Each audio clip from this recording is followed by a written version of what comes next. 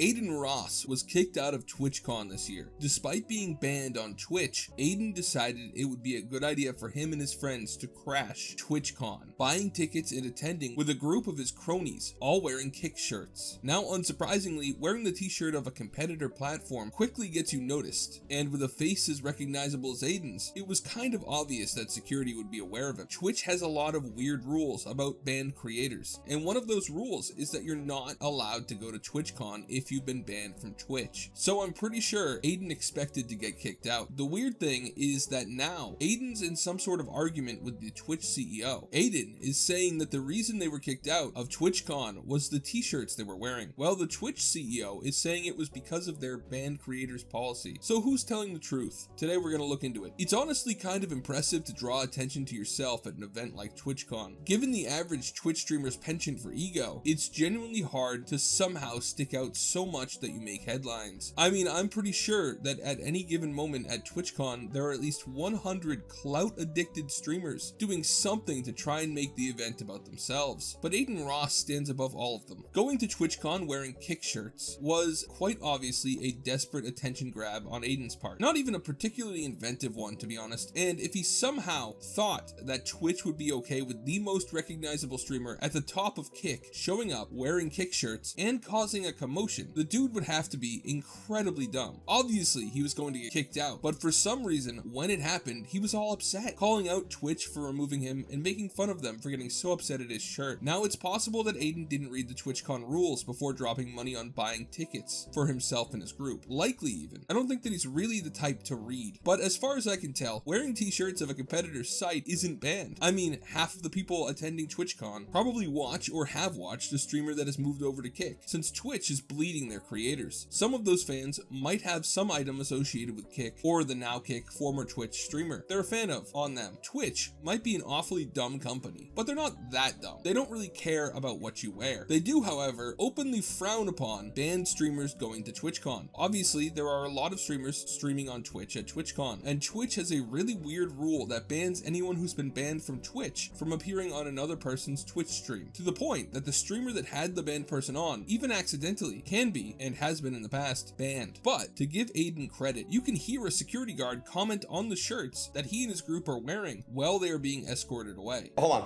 Anybody with a Kick shirt on has to give up your creds. No, so I have to get your creds. I'm not. I just have to follow the orders that I was given. Sorry, that's completely unfair, but I'll just step out.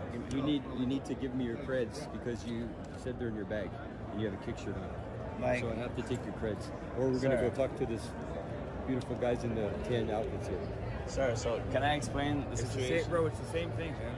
It's just the shirt, man. It's guilty by association. But obviously, the TwitchCon security guard isn't the one making the decision on who to kick out or not, especially when it comes to such a high-profile figure as Adin Ross, especially since someone on the Twitch staff had to recognize that he went there mainly to stir the pot and promote Kick, something that would only really be effective if he was kicked out. But in the end, they did kick him out of TwitchCon. I'm guessing there were some higher-level people than a random security guard involved in that decision, though, and considering that the Twitch CEO knew enough about the incident to comment on it, I'm guessing they knew that it would get blown out of proportion. So, Rexia TV, I mean, it had nothing to do with their t-shirts. Actually, there were a lot of folks inside that had TwitchCon, that had Kick t-shirts. For those who didn't notice, I ran someone on the street, high-fived them. It was because they fraudulently attained the tickets. We have policies around if you're permanently banned, then you can't get a ticket, and so they used false accounts to get the tickets. And so, and that's part of the agreement when you get the tickets, that you're not going to be falsely identifying yourself. And so that's why they took the action. As you can see, Dan Clancy, the Twitch CEO, clearly seems to think that they were kicked out because they were banned streamers. Now, I know that historically, I don't trust Twitch. Personally, I find Twitch quite untrustworthy as a company, but I think that on this, he's pretty credible. There's no reason for him to really lie, and he's the one person who would know above anyone else at Twitch when it comes to the reason Adin was removed from the event. Personally, I believe that they were removed because they were banned streamers. At the end of the day, that's the simplest answer, and it's usually the simplest answer that's the correct one in these kinds of situations. Do you agree? Or do you side with Adin and think that they only removed him from the event because of his t-shirt? Let me know in the comments. Thank you so much for watching all the way till the end. Have a great day, and God bless you.